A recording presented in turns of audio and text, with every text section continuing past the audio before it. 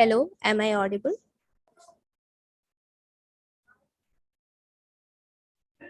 Hello.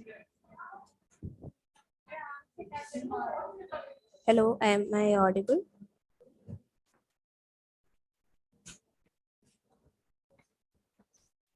Dear Lordships, welcome to the first International Moot Court competition of His Highness Maharaja's Government Law College, Ernakulam.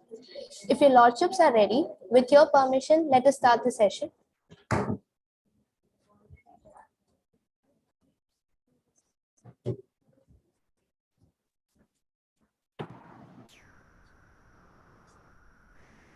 Welcome Team IMC 104 and Team IMC 112. If the teams are ready, Team IMC 104 and Team IMC 112 may please convey your time apportionment. Both teams, can we know your time apportionment?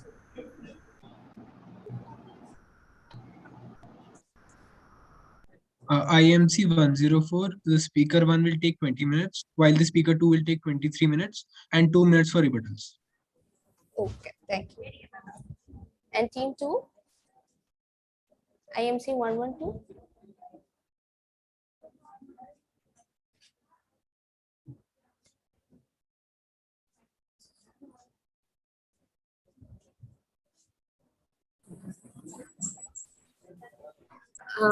Hello, am I audible? Yes. Speaker 1 will take 15 minutes and speaker 2 will take another 15 minutes with a total time of 2 minutes for rebuttal.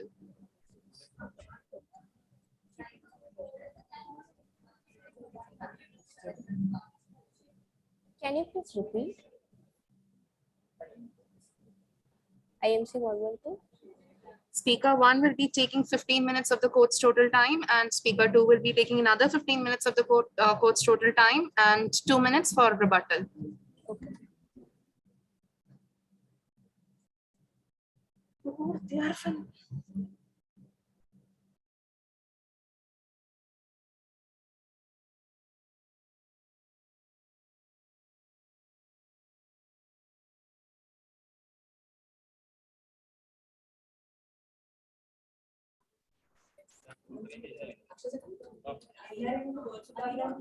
Good morning, everyone. It is our esteemed privilege to have with us our judges for quarterfinals.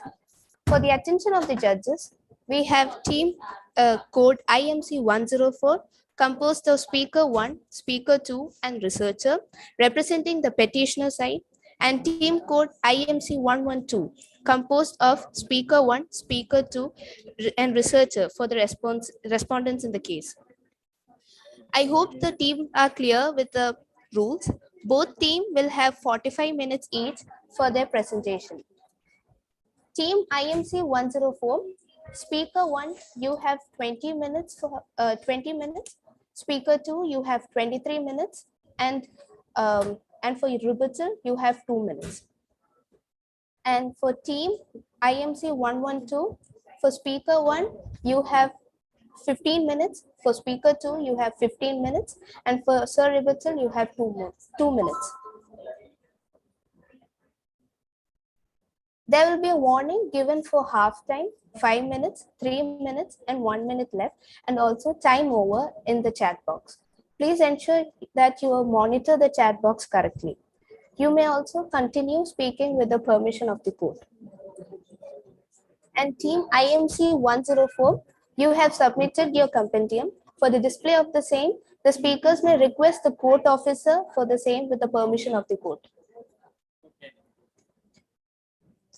Okay.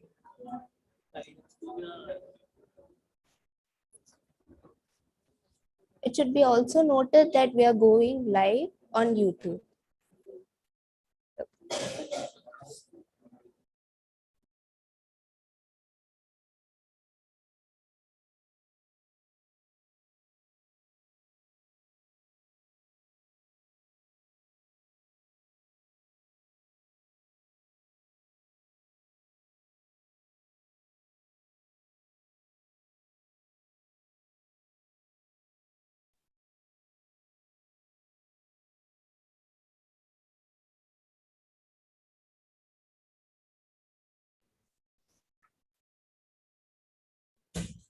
If your lordships are ready, I would like to invite the first speaker for the petitioner to speak.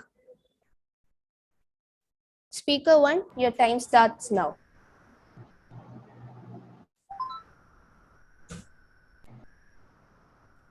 Mohan sir, you must be ready, right?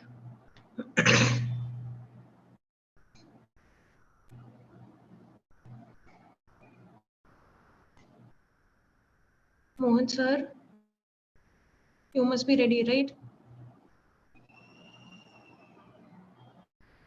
There is the other judge. Your Lordships isn't able to unmute himself, I believe.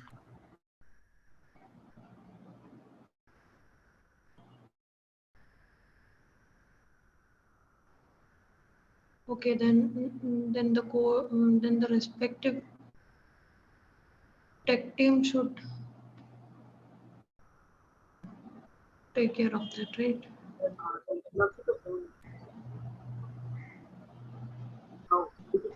Are there any difficulties?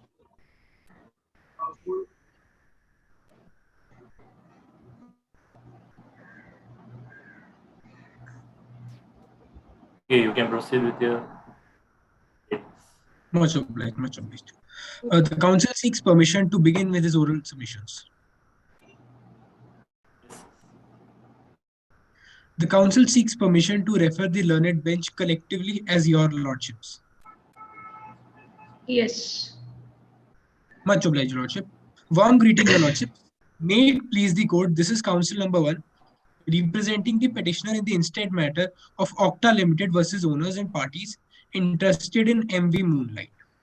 The council over the course of next 20 minutes shall be dealing with the substantive issues of the case, that are issue number 1 and 2, and issue number 3, 4 and 5 will be dealt by my co-counsel.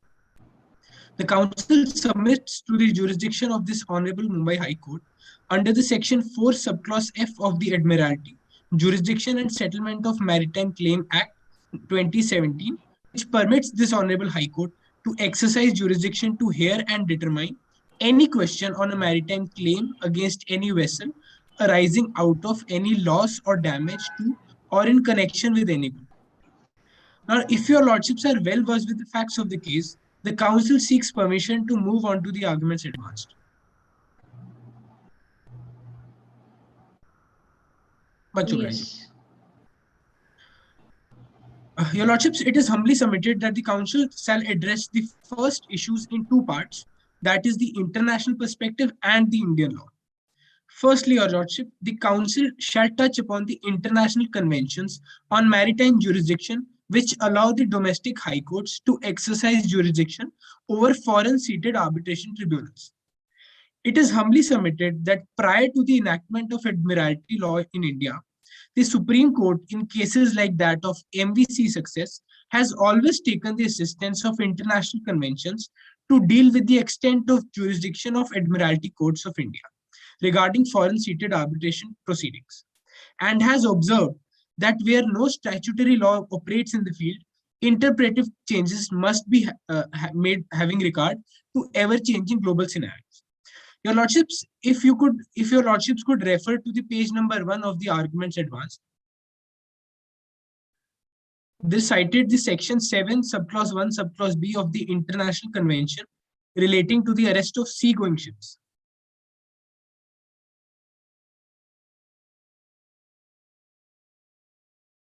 Are your lordships with me? Indeed, your lordships. Your lordships, the article 7 subclause 1 subclause B of the International Convention relating to arrest of seagoing ship states that the court of the country in which the arrest was made shall have the jurisdiction to determine the case upon its merit if the domestic law of the country in which the arrest is made gives jurisdiction to such courts, or in any cases, namely, if the claim arose in the country in which the arrest was made.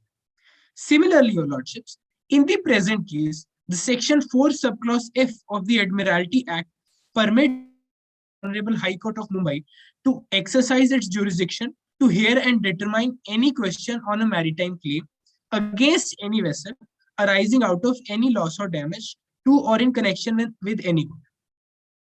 Your lordships, furthermore, below the same, on the page number 2 of the arguments advanced, there is cited Article 2, subclause 3 of the International Convention on Arrest of Ships 1992. If your lordships could refer to the page number 2 of the arguments advanced in the memorial.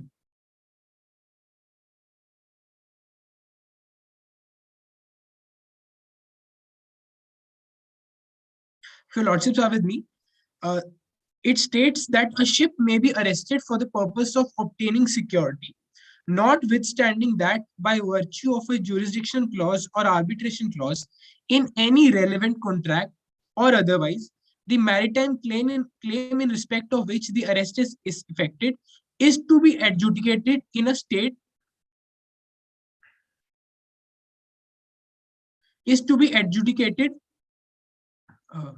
in a state other than the state where the arrest is effected, or is to be arbitrated, or is to be adjudicated subject to the laws of another state. Your lordship, this article of International Convention of Arrest of Ships explicitly allows the arrest of ship by any court to obtain security, regardless of the fact that there exists a clause in the contract directing any further disputes to be adjudicated in any other state or under any other law. The convention contains lucid provisions allowing parties the right to initiate action in rem on pending foreign seated arbitration proceedings, your lordships. Furthermore, your lordships, hence it can be rightly stated that these two conventions unequivocally authorizes the arrest of vessel and any other similar property under High Court's admiralty jurisdiction to present as a security for pending international arbitration. Now, if your lordships, can the council proceed to the second sub-issue, that is the Indian perspective on the same issue, your lordship? Respected council, Yes, your lordship. kindly mention what you mean by admiralty jurisdiction. Your lordships is not clearly audible, your lordship. What do you mean by admiralty jurisdiction? Your lordships, the admiralty jurisdiction is the jurisdiction of a court, a jurisdiction provided to a court to adjudicate on cases related to maritime law. So the current case, you approached the court. It comes within the purview of the admiralty jurisdiction. Yes, your lordship. The section 4 subclause F of the Admiralty Jurisdiction Act permits the Honorable Mumbai High Court to exercise its admiralty jurisdiction. Yes, you can proceed. Indeed. Oh, Judge.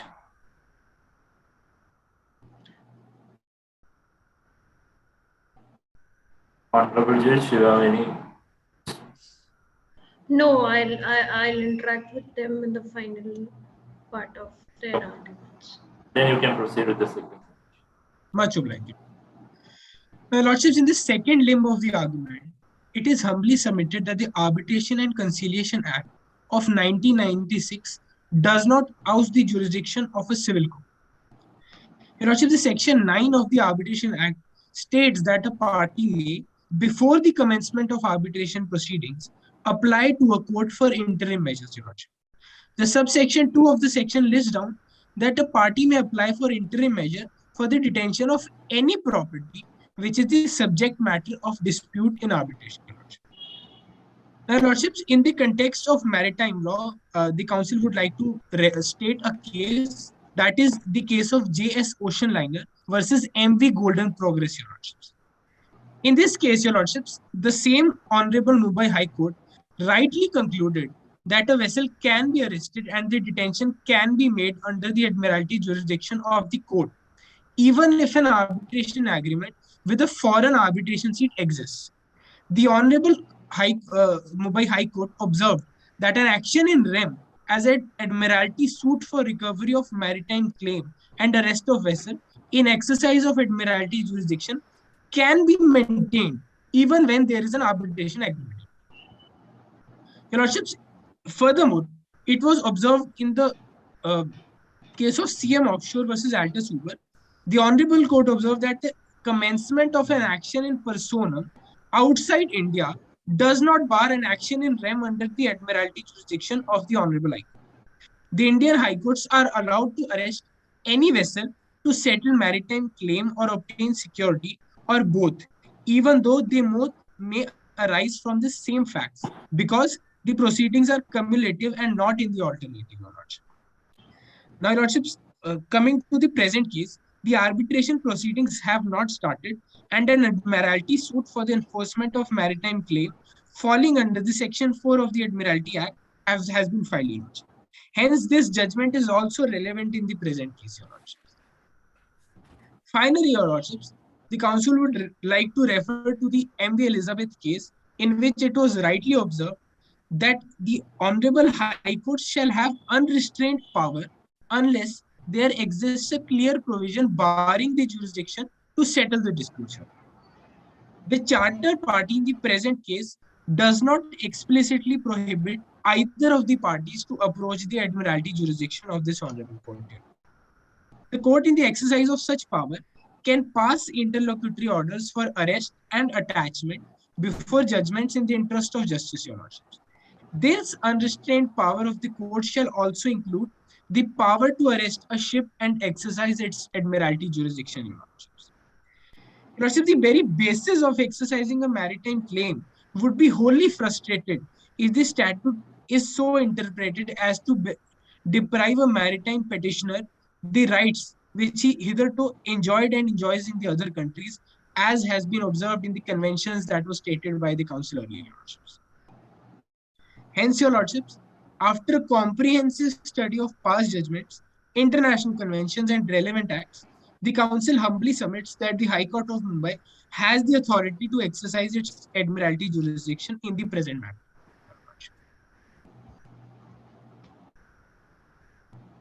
Now, if Your Lordships do not have any preliminary query, the Council would seek permission to... You can proceed and you can ask questions by the end.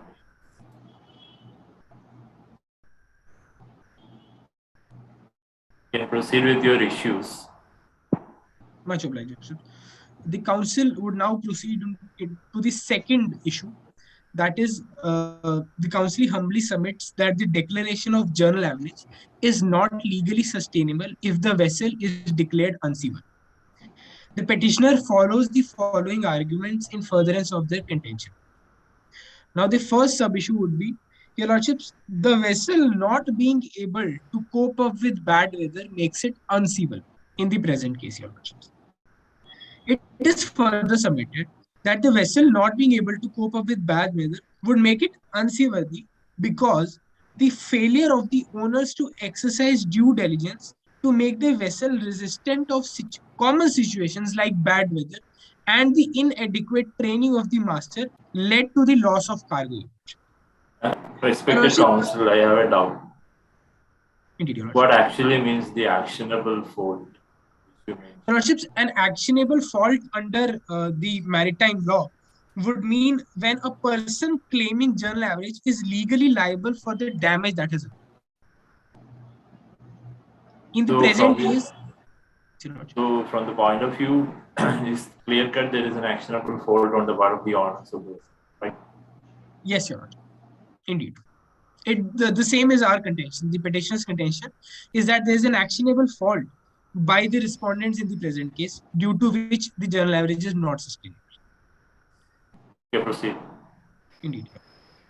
Your Lordships, in its most fundamental sense, providing a seaworthy vessel requires that the vessel is structurally fit for the intended voyage, Your Lordships, which also means that the vessel is fit to meet and undergo the perils of sea and other incidental risks of which necessity she must be exposed in the course of a voyage, Your Lordships. The same has been listed under Section 41 of the Marine Insurance Act of India 1963, Your Lordship. In the meaning of the word structural unfitness typically entails some attribute of the ship itself which makes her unseaworthy, and a vessel will not be seaworthy if she is unable to cope up with stormy weather of rough seas, Your Lordship. Your Lordships, it is a well-known maritime term that a master's cabin is always located on the starboard side of the vessel, Your Lordship. If we, Your Lordships, from the perspective of the, if we see the vessel from behind, The right side of the vessel would be the starboard side, whereas the left side of the vessel would be the port side. Now, your lordship, the starboard side is giveaway side in rule of the road, which means that the captain is expected to see traffic on starboard side of his ship just to be aware of this traffic situation where it is his ship's duty to take action, your lordships. The fact that the vessel listed 35 degrees starboard proves that the master failed to scrutinize the situation quickly and took rash decisions.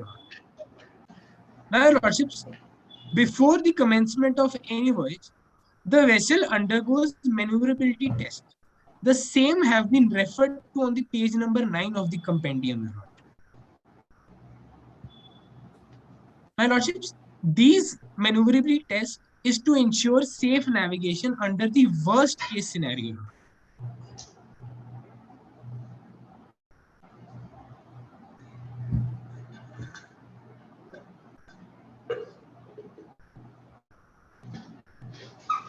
On the page number 9 of the compendium.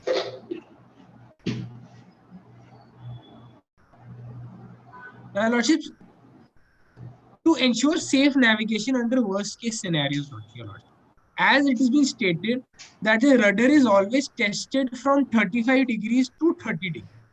Starting from a straight motion at the test speed, the rudder is turned to 35 degree or maximum rudder angle permissible and kept at this angle until the ship has performed a turning circle of at least 540 degrees. This test is conducted both for the starboard side and the port side. Hence, your lordship, the enlisting of 35 degrees starboard presents no threatening situation in the present case, your lordships. It is something for which the vessels are generally prepared for in the first place, your lordship. Respected counsel, you mentioned about the Hague-Wisby rules, Article 3 and 4. Indeed, your So, lordship. how to connect it to this particular situation regard to the Hague-Wisby rules? Your lordships, Hague-Wisby rules have been incorporated to the Indian law as under the Cogsa rule, and as per the Hague-Wisby rule, third subclause 1, it states that if it is an actionable fault of the owners of the vessel, the general average would not be sustainable.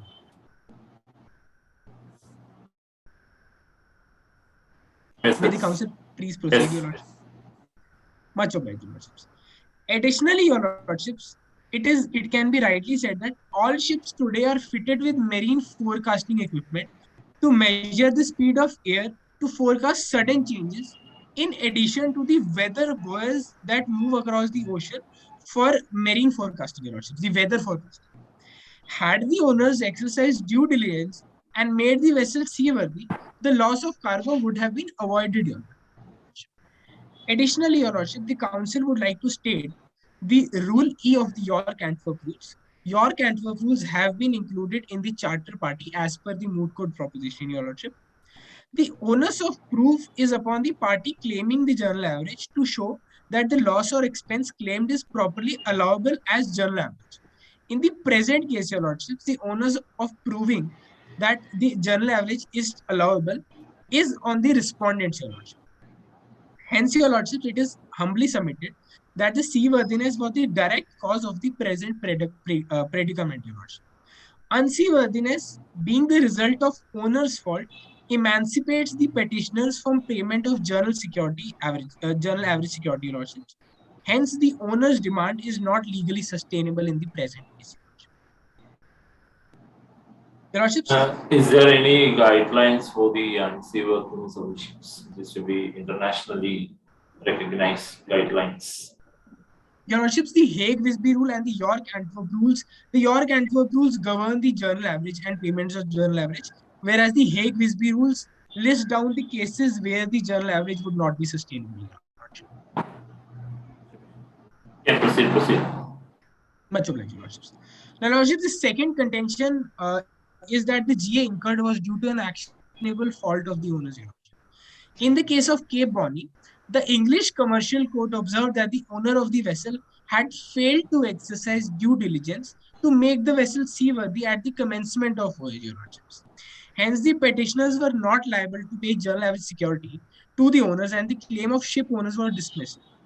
The Honorable Court rightly concluded that if an inspection failed to reveal a defect, that does not necessarily amount to the failure to exercise due diligence. Your Lordships, it is reasonably foreseeable for a vessel to encounter harsh weather during a voyage. And as per International Maritime Organization guidelines, an important aspect of voyage planning includes weather routing and forecasting of weather in the sea. Hence, it becomes extremely crucial for the owners to be prepared against any such calamity. Your Lordships, the Council would request 5 minutes of this Honorable Court's precious time to wrap up with the argument. You take 2 minutes to finish off the submission. Indeed, Your Lordship. Your Lordships, it is humbly contended by the petitioners that the master failed to formulate a safe passage plan, Your Lordships. In the case of Mount Isa versus the ship Thor Commander, Your Lordship, the federal court found that the owner of ship had failed to exercise due diligence during the voyage to make the ship seaworthy. It was a breach of this Article 3, subclause 1, subclause A of the Hague Visby rules, and therefore the owner of the cargo had no obligation to contribute to the journal average. The losses sacrificed were caused due to the ship owner's actionable fault. Hence, Your Lordships, it is humbly submitted that the unseaworthiness was the direct cause of the fault, of the actionable fault of the owners of the ship, Your Lordships. Hence, this emancipates the petitioners from the payment of general average security. Hence, the owner's demand for general average security is not legally sustainable, Your Lordship. Okay. Much obliged, Your Lordships. If Your Lordships have any preliminary queries, Your Lordship. My Kojich, you can. So my question is, what is the facts in MV Elizabeth case, which can be connected to this case? Indeed, Your Lordships. In the MV Elizabeth case, Your Lordships, the appellant vessel left the port without, Your Lordships, on reaching the port of destination, the appellant has misdelivered the the goods of the consignee, Your Lordship. The respondent instituted an action in rem invoking the Admiralty jurisdiction of the Honorable Andhra Pradesh High Court. The vessel was arrested and it was later released on the furnishing of a bank guarantee, Your Lordship. Your Lordships, it was rightly observed that once a foreign ship is arrested in India waters by an order of the High Court in exercise of Admiralty jurisdiction, the proceeding must continue against the owner as in any other normal suit, Your Lordships. Your Lordships, the appellant, the Honorable High Court said that the exercise of jurisdiction by the Honorable Court was right in the present case. Okay, was it the High Court or the Supreme Court told this? Your Lordships, it was the Andhra Pradesh High Court. Excuse me, Your Lordships, without interrupting the court, Yes. the permission of the Lordships, let me remind the speaker that his time is over. Okay, just give him 1 more minute for answering the question. Sure, ma'am. So you were talking about action in rem, right? So what is action in rem?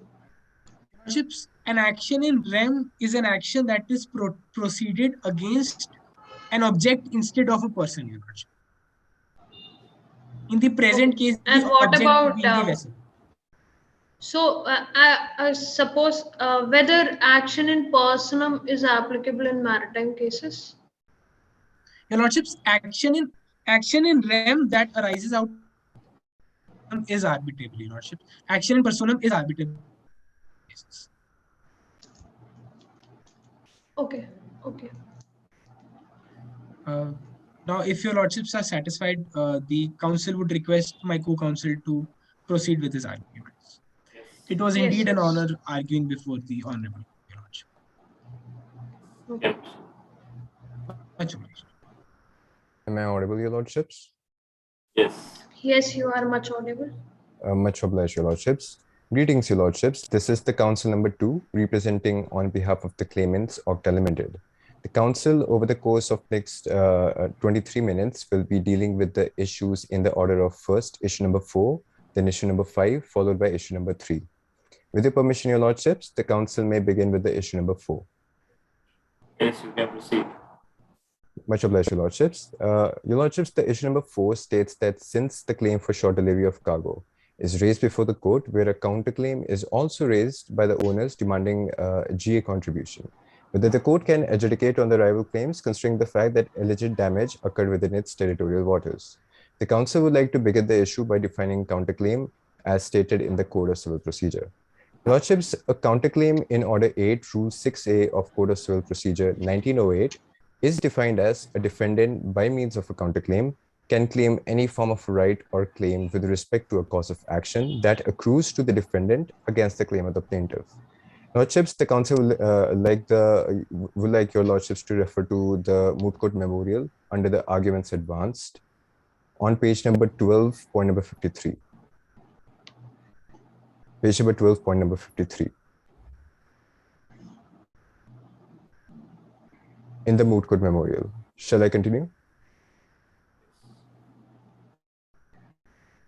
Shall I continue, Your Lordships?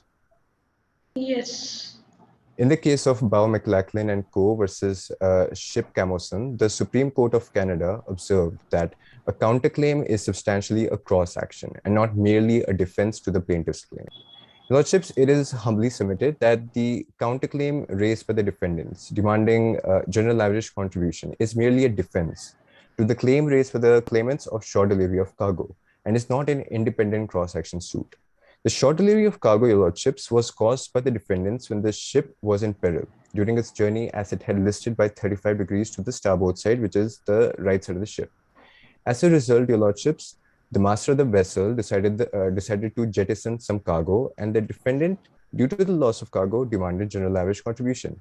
It is important to note, Your Lordships, that in the facts of the present case, the owners of the ship did not release the cargo for the claimants on reaching the destination at the Mumbai port, stating that the claimants are bound to pay for the general average. It is also mentioned in the facts of the case, Your Lordships, that the claimants had then paid the general average to the owners of the ship through their cargo insurers. Lordships, the fact that the petitioners have already paid their part of the general average contribution immediately proves that the counterclaim raised by the respondents demanding general average contribution is invalid, since the petitioners have already paid their contribution. The counterclaim raised is clearly a defense to the claim raised by the plaintiffs of short delivery of cargo and cannot be concluded as a separate suit to pursue. Also, Lordships, according to Rule A, Clause 1, which is referred to in the Moot Court Memorial under the arguments advanced on page number 11, point number 47. Page number 11, point number 47. Shall I continue, Your Lordship? Point number? 47. Point number? Point number 47 on page number 11. Okay. According to Rule A, Clause 1 of York and Cook Rules 2016, there is a General Average Act only when there is an extraordinary sacrifice or expenditure is intentionally made for the common safety for the purpose of preserving from peril the property involved in a common maritime adventure. Also, Rule D, which is mentioned on the point number 48 of the York and Cook Rules, states that the right to contribution in general average shall not be affected, but this shall not prejudice any remedies or defense which may be opened against the party in respect of such fault. Lordships, it is humbly submitted that according to this rule, the Rule D of York and Cook Rules, the claimants are free to use any defense which may be opened against the demand for general average by the defendants. Since, Your Lordships, the general average has already been paid, as mentioned in the facts of the case, the counterclaim raised... Counsel, respected counsel, what is exactly the general average clause? What? Could you repeat, Your Lordship? What the general average clause means? What exactly? What is general average? Lordships, general average is basically an expenditure which is required to be paid from both the parties, the owners and the charterers, when there is an extraordinary expenditure that is made by the master of the vessel due to when the ship is in peril. The term extraordinary, which is to be in Yes, Your Lordship. particular cases? Uh, What exactly the extraordinary? in the present case, Your Lordship? Extraordinary perils, right? Yes, Your Lordship. Your Is Lordship, any difference between the common perils of the sea? between the common peril and extraordinary sacrifice. Yes. Lordship, a bad weather is a common peril. However, an extraordinary sacrifice is like when the ship is on fire, or there is some very dangerous damage that has been done to the ship, and the ship might sink. That is an extraordinary sacrifice, which the master of the vessel might have to consider. But in the present case, like the bad weather, that is not an extraordinary danger that the ship is in. It's a common peril that the master of the vessel should know how to save the ship from. Its bad weather is comes within the purview of act of God. Your Lordship, yes, Your Lordship, that'd be true. Can proceed. Yes, Your Lordship. It is humbly submitted that according to the rule D of York Antwerp rules, the claimants are free to use any defense, which may be open against the demand for general average by the defendants. Since, Your Lordships, the general average has already been paid, as mentioned in the facts of the case, the counterclaim raised for the demand of general average cannot be considered as a lawsuit. And according to Rule 6C of Order 8 of CPC, which is referred under the arguments advanced of the moot court memorial on page number 11, point number 50. Page number 11, point number 50. Shall I proceed, Your Lordship? Yes. Yes. According to Rule 6C of Order 8, the plaintiff can contend that the counterclaim raised by the defendant should be excluded and ought not to be disposed of by way of counterclaims. Therefore, Your Lordships, according to this rule, the petitioners contend that the court should not adjudicate on this counterclaim. Are Your Lordships satisfied with the contentions?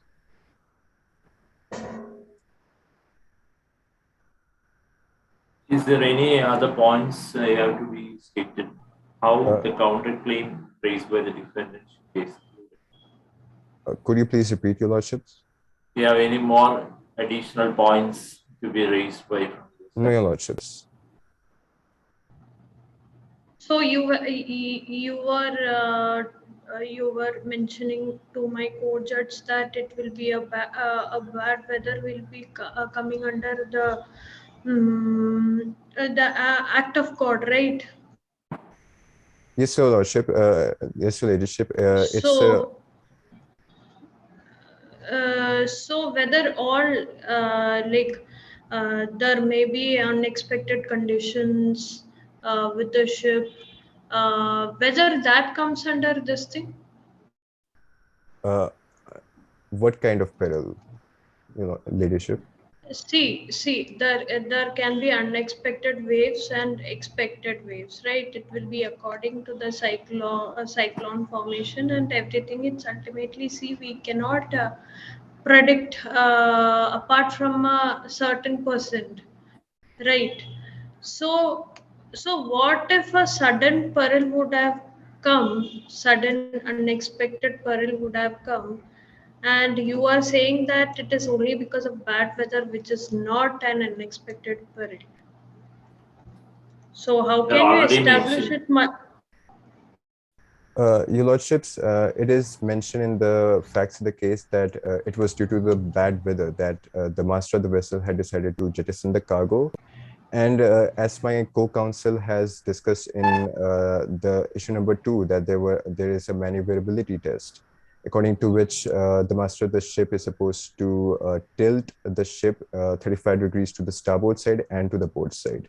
And since the 35 degrees is what the ship had listed in the present case, it wasn't, the jettison of the cargo was not necessary by the master of the vessel. It wasn't required because it is a standard process. Okay. If your Lordships have no further queries, the council would like to move on to the 5th issue. Sure. Yes, your Lordships.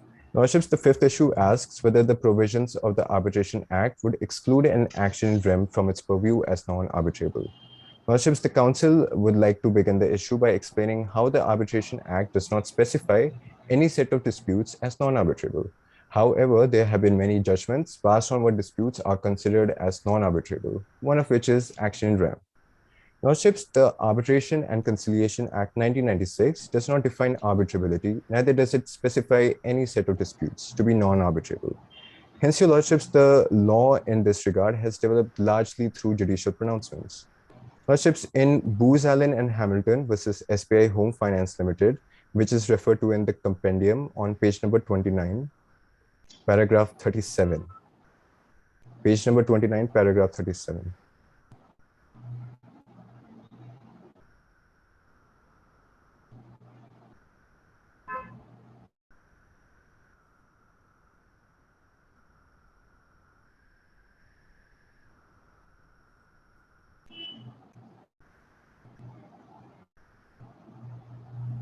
So on page number 29, paragraph 37, the second line, the Honorable Supreme Court had explained action in rem and action in personam as a right in rem is a right exercisable against the world at large, whereas the right in personam is one exercisable against specific individuals. On the same page, on paragraph 38, first line, the court had concluded that traditionally all disputes relating to rights in personam are considered amenable to arbitration, and all disputes relating to rights in rem are required to be adjudicated by courts and public tribunals, being unsuited for private arbitration. Lordships, in a more recent case of Vidya Dharolia versus Durga Trading Corporation, which is referred to under the arguments advanced of the Moot Court Memorial on page number 13, point number 61. If Lordships could refer to the memorial. On the fourth line, a three-judge bench of the Supreme Court in 2021 was required to determine the arbitrability of landlord-tenant disputes. In Lordships, the court had emphasized that when the cause of action is in rem, then the dispute would be non-arbitrable. In Lordships, there are also other instances where courts have rejected the plea for arbitration on the ground that the matters contained an action in rem. In the Indian Performing Rights Society Limited versus Entertainment Network, referred to in the Moot Court Memorial under the arguments advanced on page number 14, point number 64. Page number 14, point number 64. Okay. On the third line, the Bombay High Court stated that a party, even by consent, cannot confer jurisdiction on the arbitral tribunal in case of an action in rem. Hence, your Lordships, since the Arbitration Act does not specify any set of disputes as non-arbitrable, and the law in this regard has developed largely through judicial pronouncements, therefore, according to the case laws mentioned stating action in rem as non-arbitrable, it is humbly submitted before the court that an action in rem is excluded from the Arbitration Act as non-arbitrable. Are your Lordships satisfied with the contentions?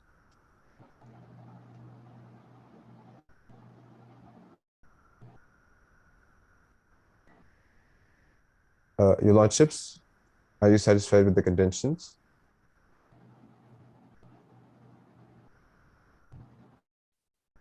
Let me ask you, in the memorial 61, page 1361 point, you have mentioned Erga-Omnes effect. What is that? Could you please repeat the page number? Page number 13. Page number 13, point number 61. Yes, Your Lordship. Erga-Omnes effect. What is that? Could you please repeat, Your Lordship? Page number 13. Yes. Point number 61. 61. Yes, Your Lordship. Your Lordship, what is the question? What is Erga-Omnes effect? The Ohm's effect? The Erga-Omnes effect. Yeah. Your Lordship, the Erga-Omnes effect is when more than the two parties included in a case are affected by the rights in question of a res. That is what an Erga-Omnes effect is. And when an Erga-Omnes effect is included in the subject matter of the case, then that subject matter cannot be settled in arbitration. Okay. So you have any idea with regard to how this concept come into existence in international law? Could you please repeat, Your Lordship? Yeah, do you have any idea with regard to how this particular concept has emerged in international law? In international law, Your Lordships? Yeah. The Council is not aware of that, Your Lordship. Okay, no issue. No issue. If Your Lordships have no further queries, then the Council would like to move on to the third issue. Yes. Much obliged, Your Lordships. The third issue asks whether the court is bound by sanctions imposed by a third country. The Council would like to begin the issue by explaining the sanctions, in this case, the STN list sanctions imposed by the United States of America. Lordships, the Office of Foreign Assets Control, or OFAC, is a US Treasury Department agency which administers and enforces economic and commercial trade sanctions against states, organizations, and individuals. These sanctions, Your Lordships, are based on the US foreign policy and national security objectives and are imposed on them who violate such policies. Lordships, the entities on whom these sanctions are imposed are described by OFAC as specially designated nationals and are included in the STN list. The consequence of being sanctioned is that all US persons are prohibited to make any transactions with such entities included on the list. Not only that, Your Lordships, but even non-US persons who are beyond the territorial jurisdiction of the United States are also prohibited from transacting with entities mentioned in the STN list. This prohibition on non-US persons is known as secondary sanctions. Lordships, these secondary sanctions are very controversial in nature since it requires a country to apply its laws extraterritorially to persons beyond their territorial jurisdictions.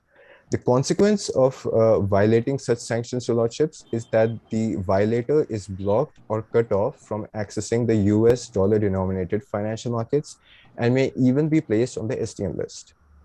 Your Lordships, the US economic sanctions are opposed by most countries for this very reason, that is their extraterritorial reach, which is deemed to be a massive overreach in a world of equal nations. However, Your Lordships, it is... Council, what do you mean specially designated national? Could you please repeat, Your Lordships? SDN, what do you mean SDN, special designated national? Specially designated nationals. Yeah, you mentioned your memorial paragraph. On the paragraph, a moment. 36, point number 36. Point number 35. Yes, Your Lordship. What is the question? Specially designated nationals. You mentioned about the term. What exactly mean what? Yes, Your Lordships. Lordship, the specially designated nationals are the ones who are included in the STN list. These are the entities or individuals who have been imposed sanctions on by the United States for violating their US foreign policy and economic policy. And that is why they are termed as specially designated nationals, as they're included in the STN list and they are cut off from the US financial markets and are placed and they are imposed secondary sanctions on so that nobody could transact with them. So actually the foreign policies is not be implemented by a particular state. That's the thing you are arguing, right? Could you please repeat, Your Lordships? The foreign policies is not to be implemented by a state. It's a matter of a sovereignty, right?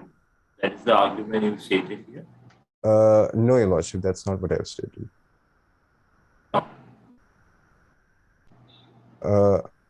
Could you please repeat, Your Lordship? Actually, you stated that the foreign policies with regard to the this particular case. Once the foreign policies is to be implemented in a particular state, whether it affects the sovereignty of the state. Your Lordship, the Council would like to discuss that in the further in the arguments. Oh. Much obliged, Your Lordships. Lordships, it is important to know that under international law, states are still allowed to justify their extraterritorial jurisdiction under a few principles. The first principle is nationality principle, which allows states to apply their jurisdiction abroad on its own nationals In simpler terms, the nationality principle has the effect of allowing a country to adopt laws that make it a crime for its nationals to engage in conduct that is not illegal in the place where the conduct is performed. Now, companies are recognized as belonging to a country by its place of incorporation. In the present case, the petitioner company Okta Limited, who made transactions with the insurer company, is included in the STN list, is incorporated under the laws of Kingdom of AU and not USA. Since the country imposing the sanctions is the United States on the petitioner company, which does not belong to the US, hence the nationality principle cannot be applicable here. Can you, Your Lordships, the Council would like to get like 2 minutes of extension to finish with the arguments? Yes. Much obliged, Your Lordships. The second principle is the protective principle, which allows states to apply their jurisdiction in a foreign state for a crime that threatens the security of the former state. In the present case, Your Lordships, the petitioner paying the general average to the defendant through insurance from a company included in the STN list does not threaten the security of the United States in any way.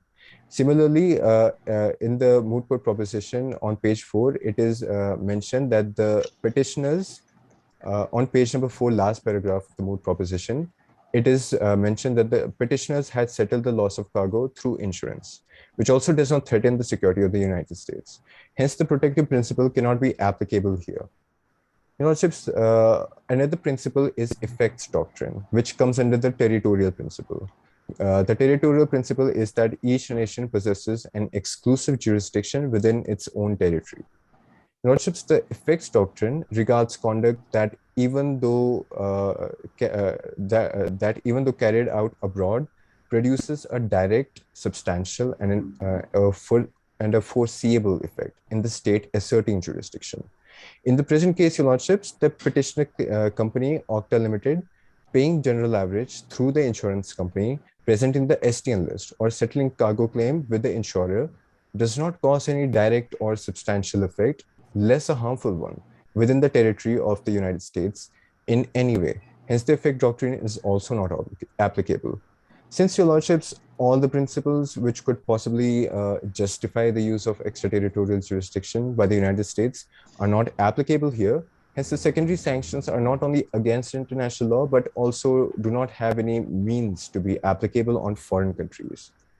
Lordships, now the Council would like to refer Your Lordships to the moot court memorial under arguments advanced on page number 9, point number 38. Page number 9, point number 38. Okay. The Permanent Court of International Justice in 1927, in the case of France versus Turkey, stated that the first and foremost restriction imposed by international law upon a state is that it may not exercise its power in any form in the territory of another state. Your Lordships, in the context of this judgment, the Council would like to give an example of how the United States forces other countries, in this example, particularly India, to follow its laws with illegal extraterritorial jurisdiction, in this example, the CAATSA sanctions, for abandoning its own foreign policy to opt for United States' national interests. Lordships, the US has threatened to impose sanctions on India before, when in 2018, India had purchased 5 S-400 missile systems from Russia, despite warnings from the US claiming that India had violated the CAATSA Act, which had imposed sweeping sanctions against Moscow, while also authorizing secondary sanctions against any country engaging in transaction with Russia's defense sectors. Lordships, the Ministry of External Affairs of India had then made a statement that India pursues an independent foreign policy guided by its own national interests and has no intention of backing out of the deal. Lordships, regarding foreign policy, the International Court of Justice in the case of Nicaragua versus United States, which is referred under the arguments advanced of the moot court memorial on page number 9, point number 40. Page number 9, point number 40. Okay. The International Court of Justice stated that the formulation of foreign policy is a matter in which each state is permitted by the principle of state sovereignty to decide freely. Hence, Your Lordships, India's decision to not back out of the missile deal with Russia was a logical step, since foreign sanctions force a country to abandon their own foreign policy and follow another country's national interests, which is contrary to what the International Court of Justice had stated. Also, since India has already made it clear that the US sanctions are not something that India will follow, hence the court would not be bound by them. Are your lordships satisfied with the contentions?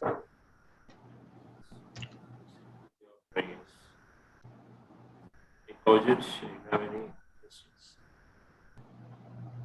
No. If your lordships have no further queries, then the council would like to move on to the prayer. Without interrupting the court, with the permission of the lordships, let me remind the speaker that your time is over. Your lordships, can I proceed with the Okay, prayer? you can take 1 minute. Much obliged, your lordships. It is most humbly prayed before the Honorable Court of Mumbai that in the light of facts mentioned, arguments advanced, and authorities cited, the Honorable Court may be pleased to adjudicate and declare that the Admiralty jurisdiction of the court is valid, the declaration of general average is not legally sustainable, the court is not bound by the sanctions imposed by a third country, the court cannot adjudicate on the counterclaim raised by the respondents, and the provisions of Arbitration Act excludes an action in rem as non-arbitrable, and any other relief that the Honorable Court may be pleased to grant in the interest of justice, equity, and good conscience. It was an honor arguing before the court, your lordships.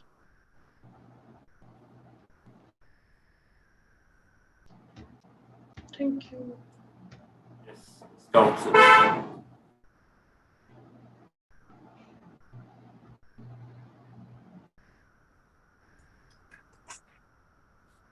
If your lordships are ready, I would like to invite the first speaker on the respondent side to speak. Yes.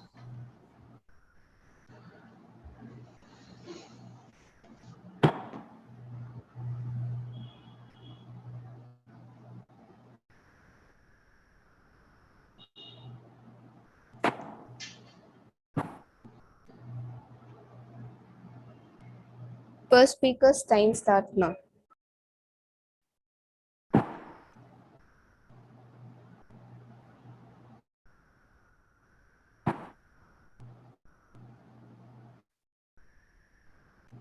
You are not audible. Seems she has muted. Please unmute your mic. I think it has to be done by them only. The technical committee there.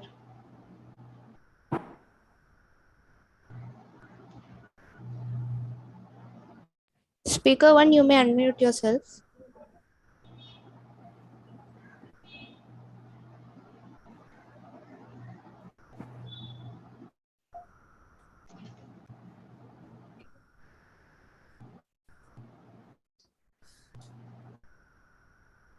Speaker 1, you're not audible.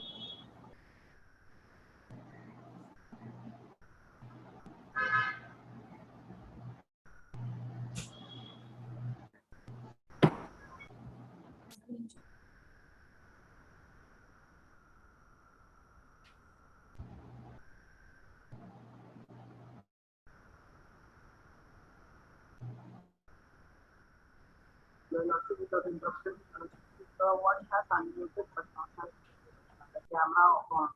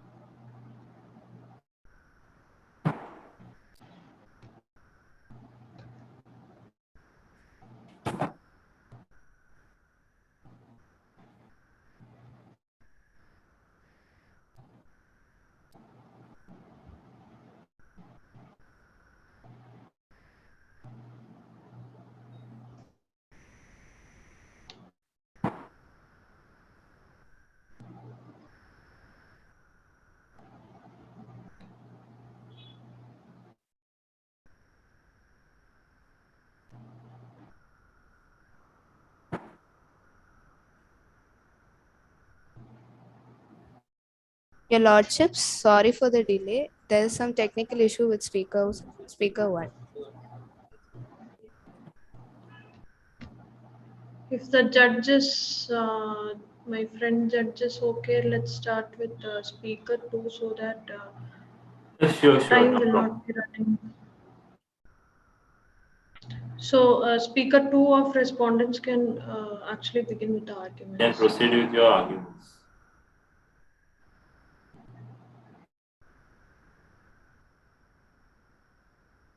Speaker 2.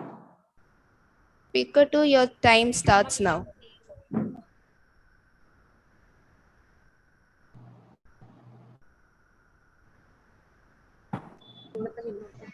Your Lordship, am I audible?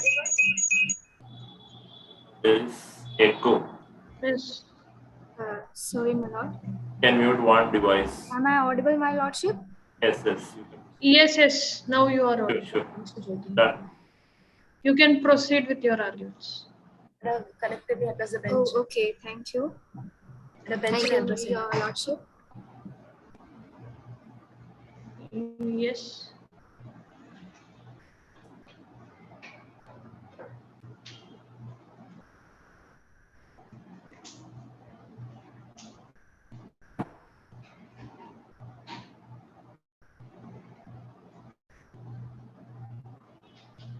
Yes, you may start. No, you are not. You are mute. Your mic is muted.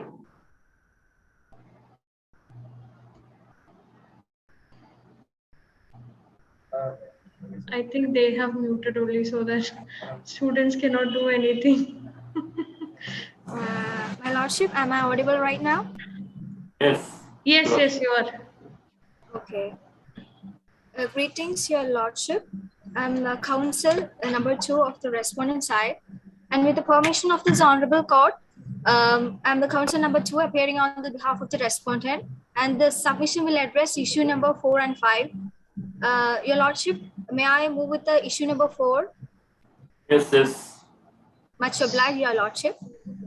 Your Lordship, issue number 4 deals with, since a claim for short delivery of cargo is raised before a court, where a counterclaim is also raised by the owners demanding GA contribution, whether the court can adjudicate on the rival claims, considering the fact that the alleged damage acquired within its territorial waters. Sorry, my Lordship. It's humbly presented by the respondent to this High Court that as per the clause 54 of NYPE form, law and arbitration and the prior agreement between the parties in the charter party saying all disputes, including general average between the claimants or the charters and owners to be resolved through arbitration in London. The mentioned, sorry, my Lordship. Sorry. The mentioned clauses and agreements suggest that general average claims shall be settled through arbitration in London, and this court cannot adjudicate the claim. Prior agreements between the parties have to be taken through a clean fixture in the charter party and through NYPE form that all disputes, including general average between the claimants or the charters and owners, are to be settled through arbitration in London. Similarly, the clause 54 of the NYPE form states the charter party shall be governed by and considered in accordance with English law, and any disputes arising out of or in connection with the charter party shall be referred to in arbitration in London in accordance with Arbitration Act 1996 or any statutory modification or reenactment thereof save to the extent necessary to give effect to the provisions of the clause. The general average claim is an independent claim with agreed arbitration agreement between the parties to this suit. This clearly purports that the claim of general average is beyond the power of this court to adjudicate it and must be settled through arbitration in London. Your Lordship, if you are well versed with this issue number 4, the Council seeks permission to move on to the issue number 5.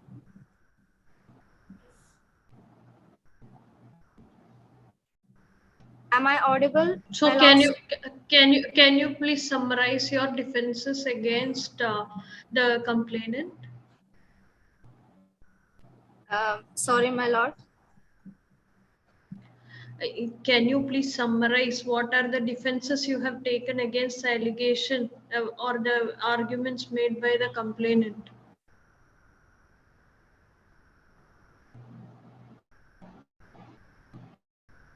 Hello. I think they.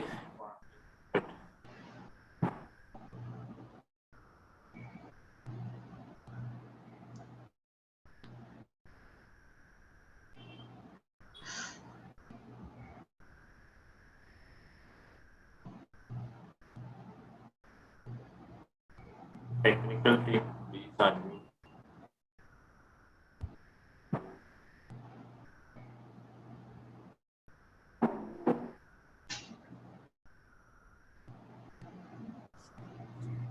Okay, I'm really sorry, Your Lordship. Am I audible right now? Yes, Yes, yes. yes. Okay, thank you.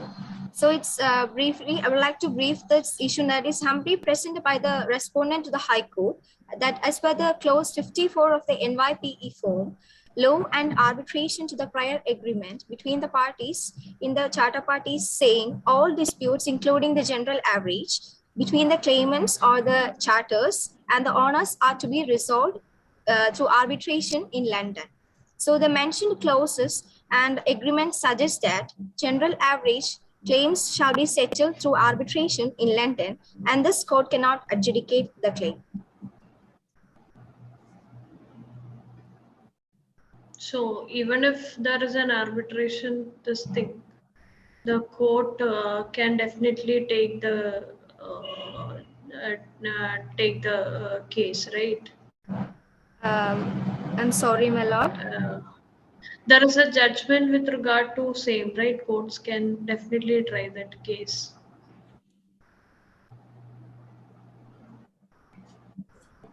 Arguendo.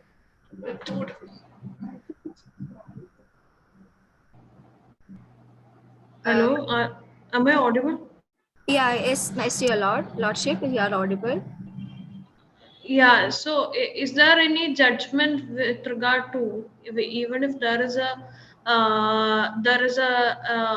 clause for arbitration, even then the courts can take take up cases with regard to same. Is there any such case which No, will not actually? your lordship. Okay. Okay. With your permission, lordship, may I move on to the issue number 5? Yes. Much obliged, your lordship.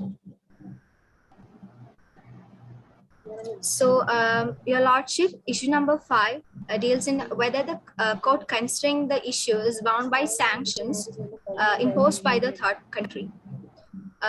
Yes, the Honorable Court, while considering the issue, is bound by the sanctions imposed by the third country. According to the statement of facts presented, it is proclaimed that the insurance company of the claimant is listed in the SDN list, which is said to be the specially designated nationals and blocked persons list. And as part of this enforcement efforts, OFAC publishes a list of individuals and companies owned or controlled by or acting for on behalf of targeted countries. It is also listed individuals, groups, and entities such as terrorist and narcotics traffickers designated under programs that are not country specific. And collectively, such individuals and companies are called as specially designated nationals or SDNs. The Office of Foreign Assets Control, or OFAC, of the US Department of the Treasury administers and enforces economic and trade sanctions based on US foreign policy and national security goals against targeted foreign countries and regimes, terrorists, international narcotic traffickers, those engaged in activities related to the proliferation of weapons of mass destruction and other threats to the national security, foreign policy, or economy of the United States. As the insurance company is listed in the SDN list and the sanctions imposed by the US nation state, which into nation state is a compliance to, the letter of subrogation obtained by the claimant's insurance company is invalid in accordance with the respondent. As the SDN list sanctioned by OFAC of the US Department curtails enforcement on the economic and trade policies with the state and people listed in SDN. That concludes my submission. May I be of any further assistance to the court? Your counsel, respected counsel, you stated your points. You have stated the letter of subrogation What do you mean by subrogation? Your Lordship, apologies, Your Lordship. The council pleads ignorance. It is a very material fact of the case. It it is something that is actually favoring your side, then you are ignorant about it. Your arguments is lost. The whole argument is based on that. Then That's why I am asking. Right. I'm really sorry, my Lordship. okay. You can proceed with your first speaker. Okay. My Lordship, with the permission of this honorable court, may the council move on to the prayer. No, Speaker the one? other What team, about speaker one? speaker one. What about speaker one? Okay, ma'am.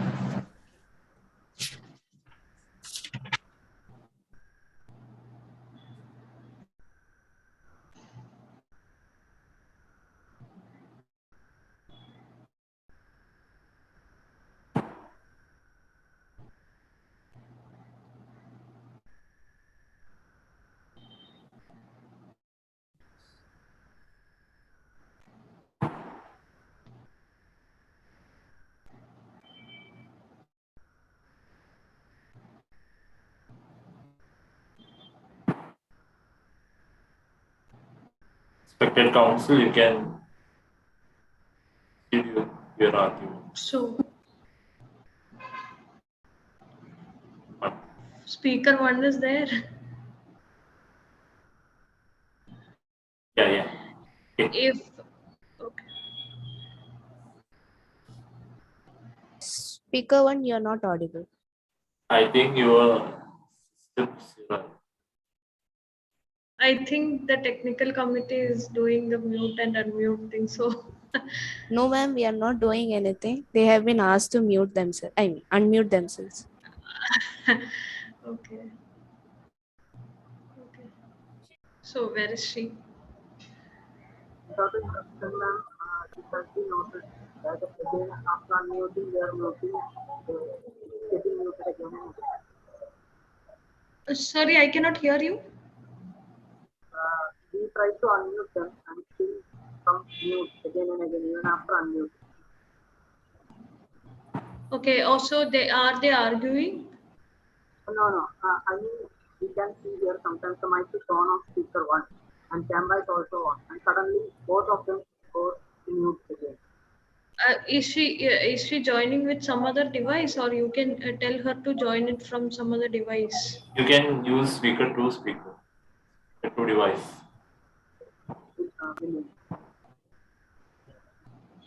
They must be sitting together, right? Speaker one, you can use speaker two's device.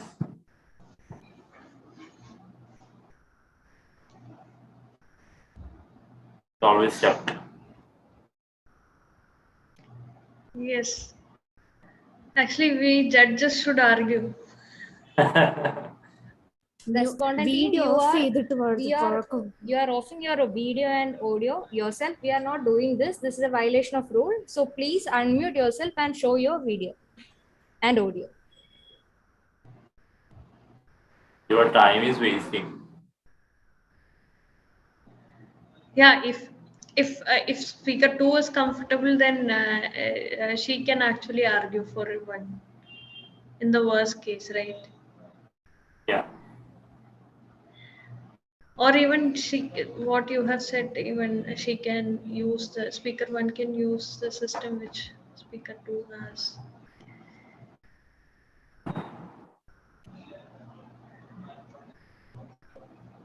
We should pass an ex parte. Yeah, yes.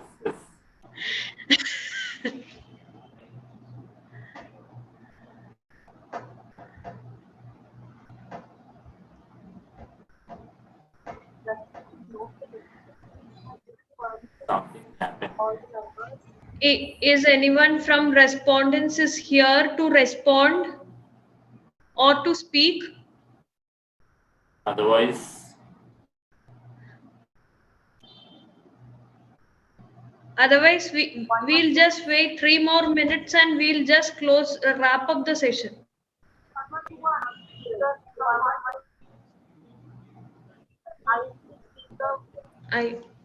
You are not audible. Whoever is speaking, you are not audible. My lordships. Observer from the room number Yes, 1. yes. My lordships 112 are already there in the room. They are just they can't unmute themselves. It's not a technical difficulty from our side. It's a technical difficulty from their side.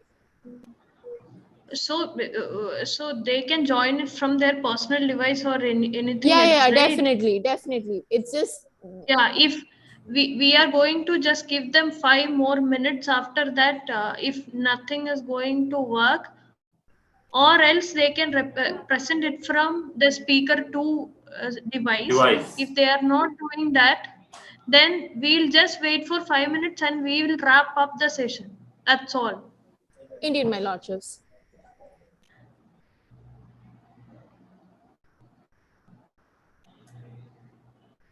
I think their device is not properly working. Their speaker is not properly working. Then also they should take immediate measures, right? They should at least understand that they are in court. 112 speaker 1. Can you join from a mobile phone?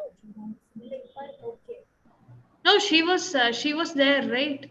She's still I there. have seen her. And she is speaking. Their system is unmuted, but yeah. But I cannot see her.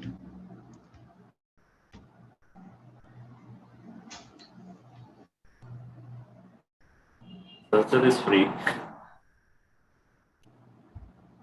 Who is the technical person? He should actually support them, right? My lordships, we are still here. No, you should actually call them and do whatever. We are trying to reach them. We are trying to so reach otherwise.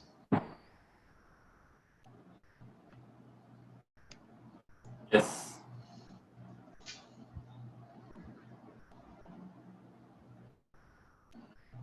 Am I audible? Some sort of echo is coming from your side. Am I audible now, my lordships? Yes. Yes, you are. I have a query. Like, since speaker 2 began, can I start from the beginning, like how it is supposed to be? Yes. Or do I just move Number 1. You can just start with arguments. That's all. Okay.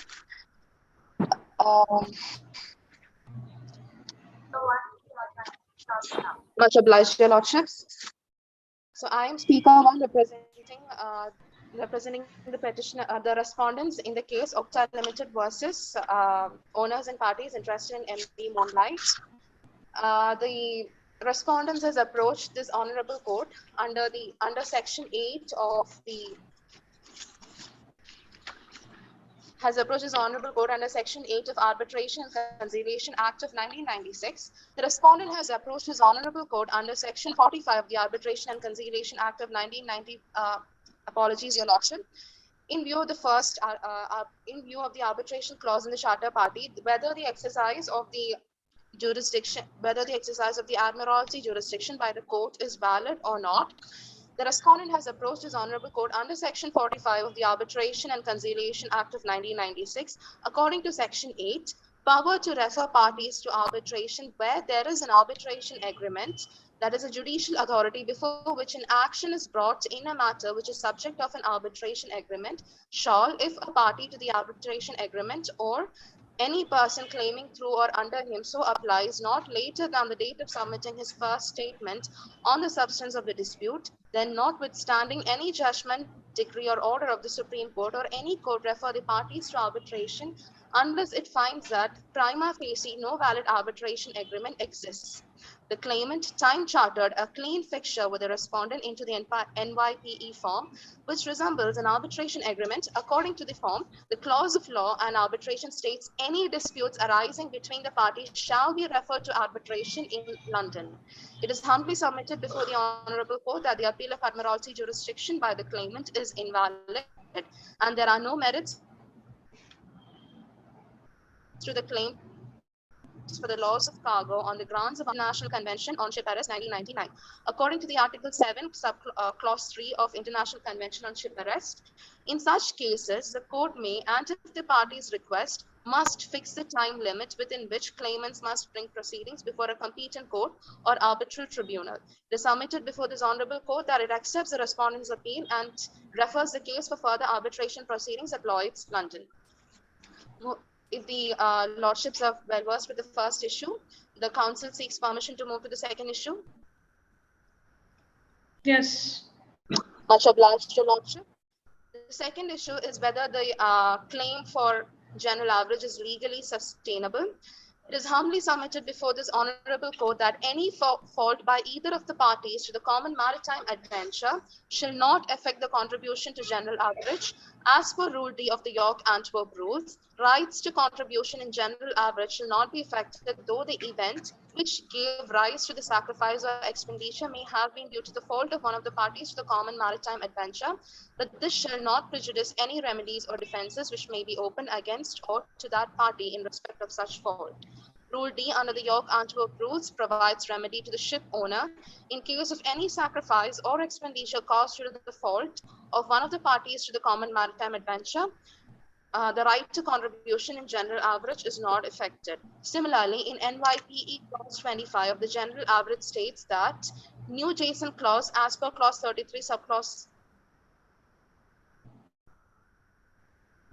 C is to be included. Clause 33, the event of danger, damage, or disaster before or after the commencement of the voyage, resulting from any cause whatsoever, whether due to negligence or not, for which or for the consequences of which the carrier is not responsible by statute, contract, or otherwise, the goods, shippers, consignees, or owners of the goods shall contribute with the carrier in general average to the payment of any sacrifices, losses, or expenses of general average nature that may be made or incurred, and shall pay salvage and special charges incurred in respect of the goods. If a salving ship is owned or operated by the carrier, such salvage shall be paid for as fully as if the said salving ship or ships belong to strangers.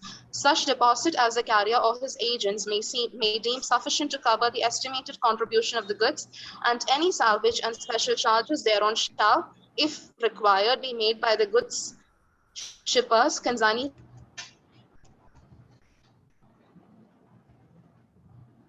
the owners of the goods to the carrier before delivery. Supreme and the invalid.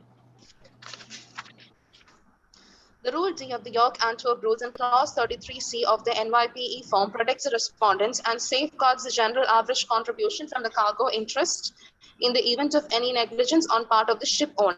The defendant has abided by Clause 2B of the NYPE 2015 and Article 3A and B of the Hague-Wisby rules and has exercised due diligence before and at the beginning of the voyage to deliver a fit and seaworthy ship to the charterer, the listing weather encountered by the ship during the voyage. If your lordships are well versed with this issue, and Article 3E. Apologies.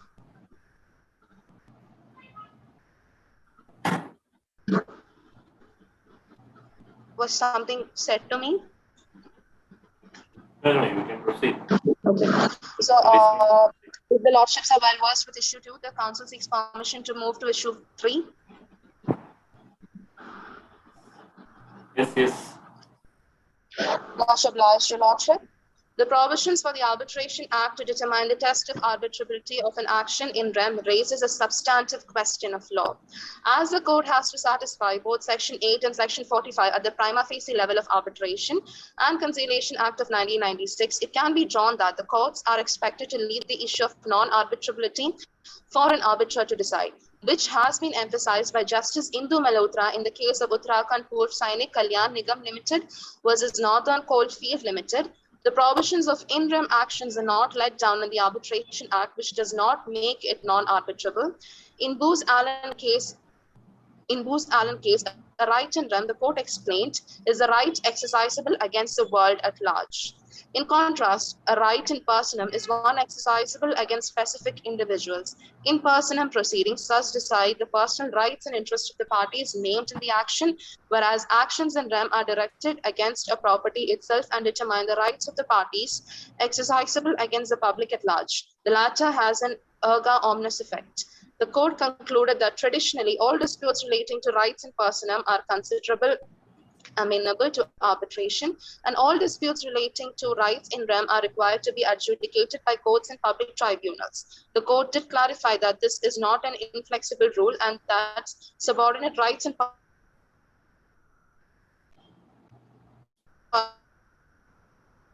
personam arising from rights in rem have always been by the Superior Rolia laid down a list in which if the actions and subject matter of dispute falls, it shall be considered as a non-arbitrate. In the instance of action in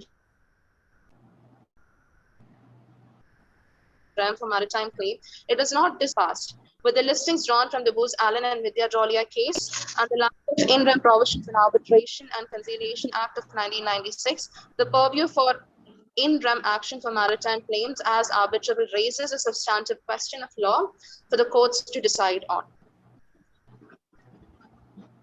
That's all. That's all for the contentions on part of Speaker 1. May I be of any use to the court? Yes, I already asked you, Speaker 2, what do you mean letter of subrogation? I'm sorry, you are not The audible. arguments you stated your memorial. I Yes. already asked you, Speaker 2, what do you mean letter of subrogation? Sir, your audio is not clear. So what is letter of subrogation? Your argument and is based on that. And speaker number 2, we have already asked this question. Now we are asking. Understood, Your Lordship. Okay, subrogation is a term describing a right held by insurance carriers to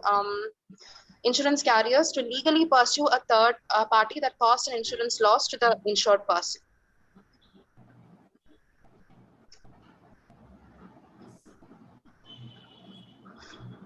Then, so from if the you are an arguments- insured. Yes. You can. Yeah. Speaker, respected counsel, Speaker 1. Then, how to prove the ship is not a unseaworthy from your arguments you stated? Apologies, Your Lordship. How to prove that the ship is seaworthy from your arguments? And you are not audible? Your audio is breaking. So how can you say that the ship is seaworthy from your arguments?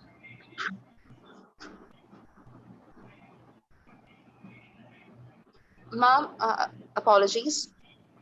Except for the fact that on the 10th of July 2021, there was an exceptional bad weather which caused half the portion of the cargo to be jettisoned. There was nothing else wrong with the ship when it was brought to the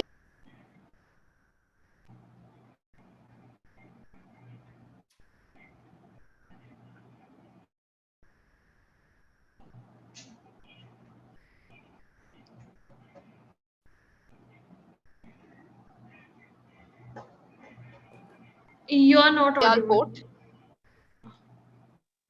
Yes, now you can speak.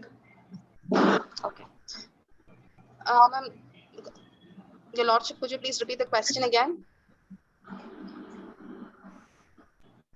So you said what is your argument basis on unseaworthiness or worthiness?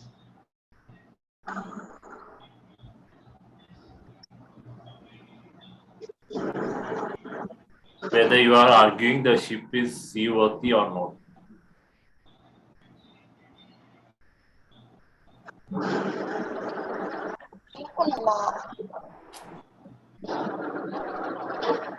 Whether you are arguing the ship was seaworthy or not? Yes, we are arguing that the ship was seaworthy.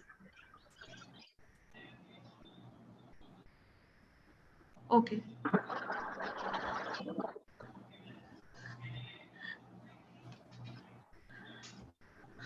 So, Judge, you can Okay, proceed.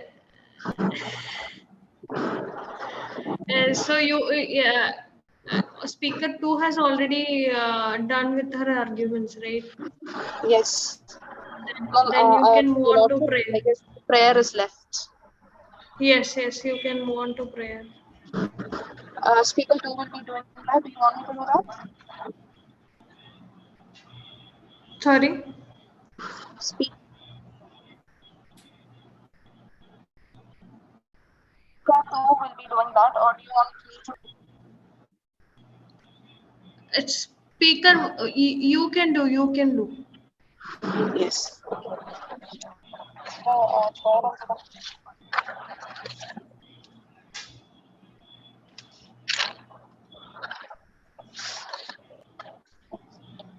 In the light of the above submissions, respondent requests the Honorable Court to declare that the Honorable Court has no jurisdiction under the Admiralty Act of 2017 to hear the present dispute and refer the case to arbitration at Lloyd's, London. Adjudge that this Honorable High Court judges that any fault by either of the parties to the common maritime adventure shall not affect the contributions to the general average. The Honorable Court shall declare that interim action is arbitrable under the provision of the Arbitration Act. The Honorable Court is not competent under the arbitration agreement between claimant and respondent and shall refer to arbitration at Lloyd's, London. This Honorable Court shall consider the sanction imposed by the third country. That's all, Your Lordships. Then it's time for rebuttal. You have any?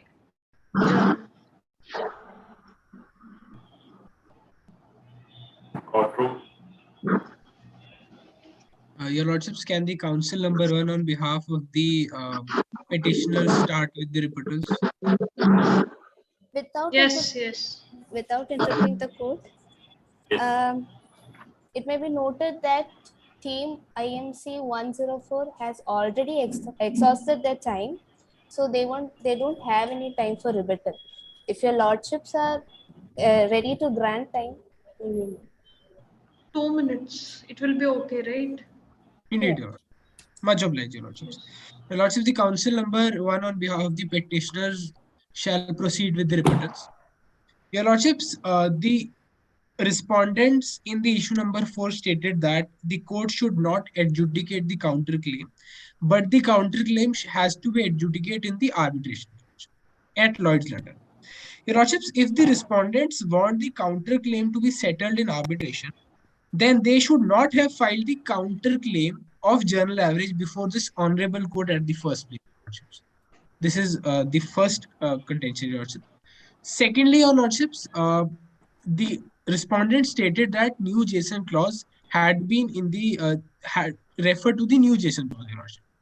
Now, Lordships, the inclusion of new JSON clause is invalid because the new JSON clause is issued simultaneously with the bill of lading, and the moot proposition does not refer that the same had been issued. And therefore, Your Lordships, this contention is purely an assumption by the respondents, Your Lordships. Thirdly, Your Lordships, it was stated by the petitioners that the claimant time chartered a claim fixture into the NYEPE form, which resembles an arbitration agreement, Your Lordships. Now, Your Lordships, it is important to note here that the statement holds no water as the NYPE, the New York Produce Exchange form, is the most widely used standard time charter form, Your Lordships.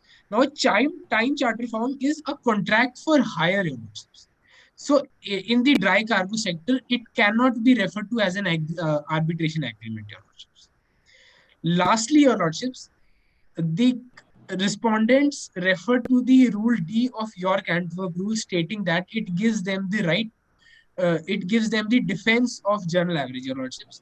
It is humbly contended, Your Lordships, that the last line of Rule D clearly states that nothing in the rule shall prejudice any remedies or defenses which may be open Can you show against. the compendium?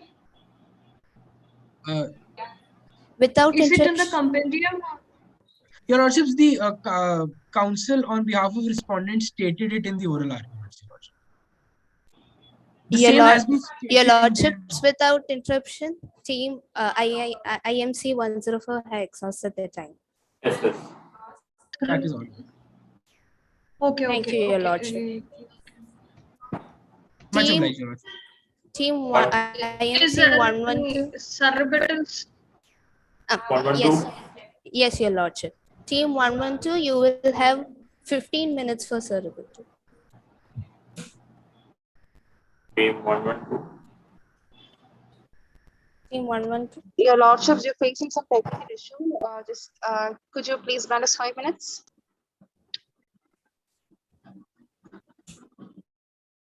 Pardon?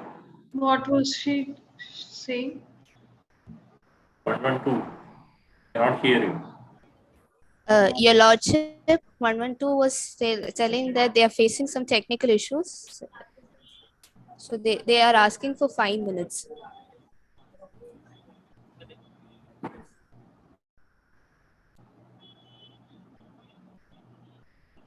So only time is exhausting.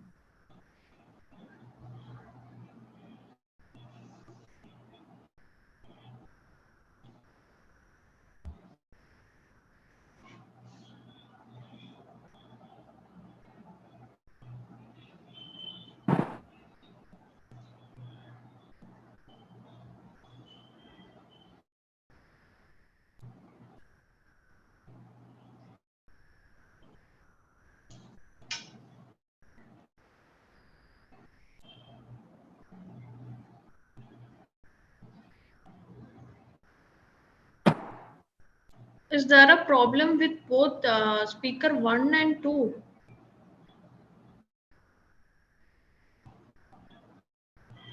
One can raise up rebuttal.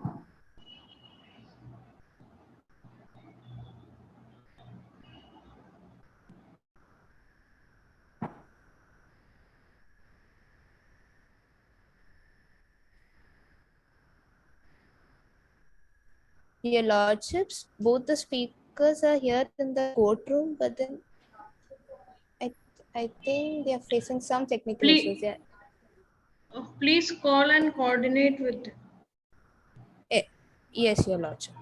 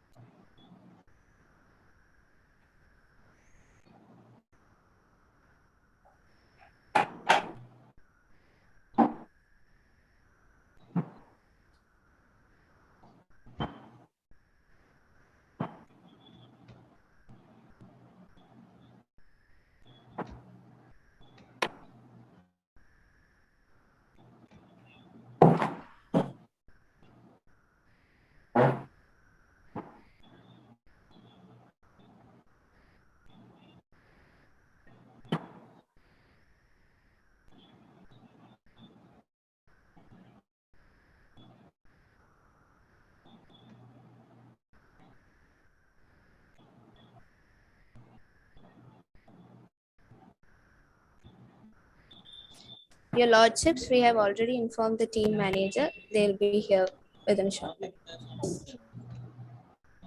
Okay.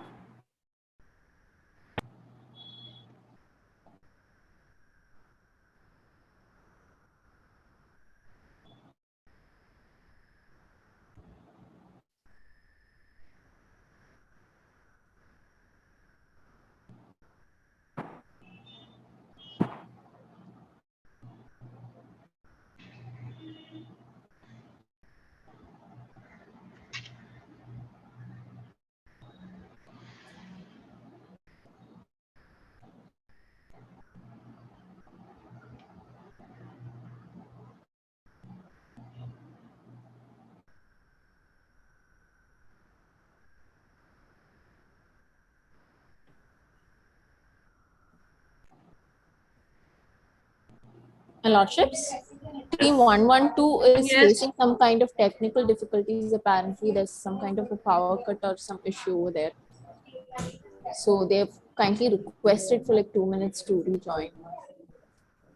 It's already. Indeed, my lordships. It's completely up to your discretion. My coaches, what will do?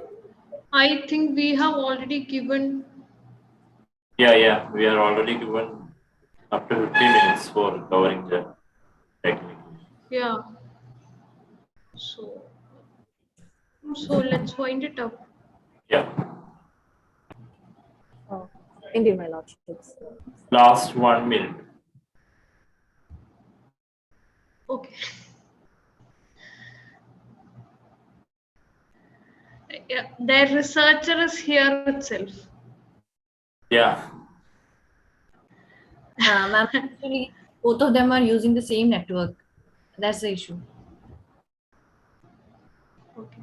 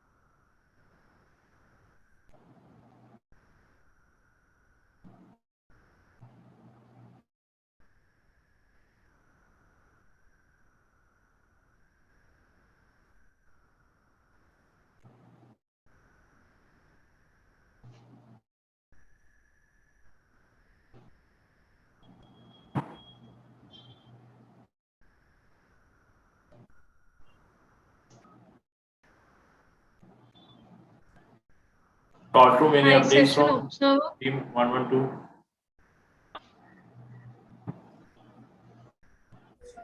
Sorry, Your Lordship. I didn't get you. Any updates from team 112?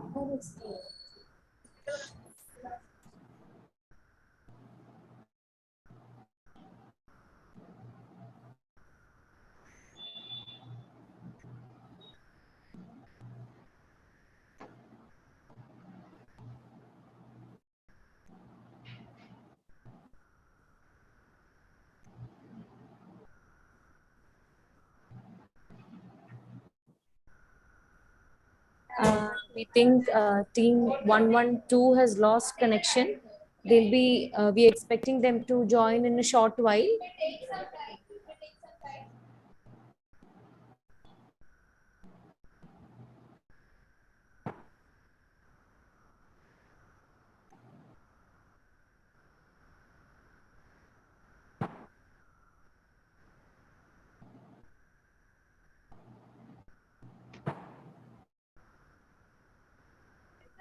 My lordships, we can continue the session, and in fact, if my lordships are all right, you can move on, because I don't see 112 entering back. So I'm afraid we have only we are not thing working we have to either. do is we have to mark the scores. Indeed, my lordship. So you can kindly Yeah, we ask can. all the participants to leave the room, and you guys can discuss them. And also, Yes.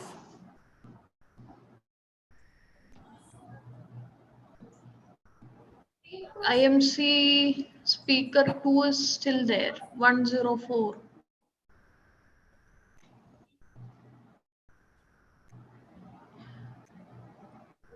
Do we need to 104 leave? speaker 2. Team Yeah, you have to leave. Yes. participants have to leave from the group. Yes, Much Your obliged. Worships.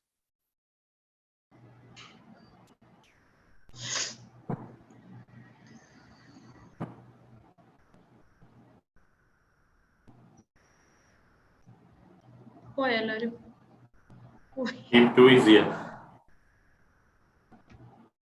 Team 1 and 2. എവിടെ? Speaker 2 here. He left, right? No. Speaker 2. 8 participants. Now okay. Technical team. Okay. Marksheet കിട്ടിയില്ലേ Gmail? Mark sheet കിട്ടി.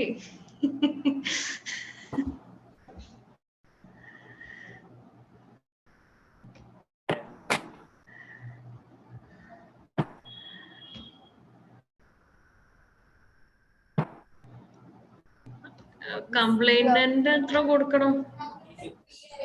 Wait, I will check the mail. ആ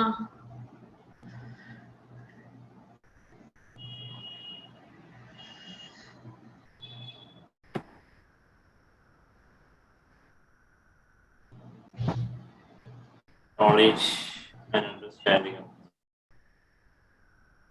20 അല്ലേ out of 20? No, 2020.